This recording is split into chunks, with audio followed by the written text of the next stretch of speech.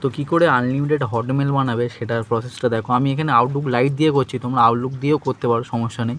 Outlook লাইকের প্রসেসটা দেখো, এখানে অ্যাড অ্যাকাউন্টে মারবে, মারার পরে এটা নট নাও মেরে দেবে, মেবি লেটার মেরে দেবে। দেওয়ার পরে ওখানটায় যা যা করছি সেখানে ক্লিক করবে, করে আমি ভুলভাল নাম দিয়ে @hotmail দেবে, দিলে এটা লগ ইন হবে। কিন্তু এখানে দেখাবে যে নেই, ঠিক আছে। ওখানে ক্রিয়েট ওয়ানে মারার পরে তোমার একটা নতুন ক্রিয়েটিভ অপশান আসবে, এখানে যা তা নাম দিয়ে দিলে, ঠিক আছে। দেওয়ার পর hotmail লিখবে, অটোমেটিক তোমার ওখানে একটা অপশান চলে আসবে চুজ করা, ঠিক আছে। ওটা হটমেলই রেখে দেবে, ওটাকে আর চেঞ্জ করবে না। ওখানে ক্লিক করলে আউটলুকের অপশান আসে, কিন্তু করতে হবে না। এখানে ভুলভাল একটা পাসওয়ার্ড দিয়ে দিলে কোনো যায় আসে না, এখানেও ভুলভাল ডেট দিয়ে দিলে কোনো যায় আসে না। আমাদের মেন লাগে ফেসবুক, তো আউটলুকে যেরকম খুশি করলে কোনো সমস্যা নেই। এখানেও একটা নাম দিয়ে দিলে, মোটামুটি নামের মতো নাম দিয়ে দেবে। তারপর এখানে একটা মানুষের চিহ্ন আসবে, ঠিক আছে। ওটাতে ক্লিক করলে এটা অটোমেটিক হয়ে যাবে, ঠিক আছে। তারপর কিছুক্ষণ ওয়েট করবে, প্রেস এখানে অপশান আসবে, ওটাতে ক্লিক করবে, তারপর দেখবে হয়ে গেছে। কিছুক্ষণ অপেক্ষা করবে, এটা লোডিং হতে সময় নেয়, ঠিক আছে। তো একটু সময় নেবে লোডিং হতে।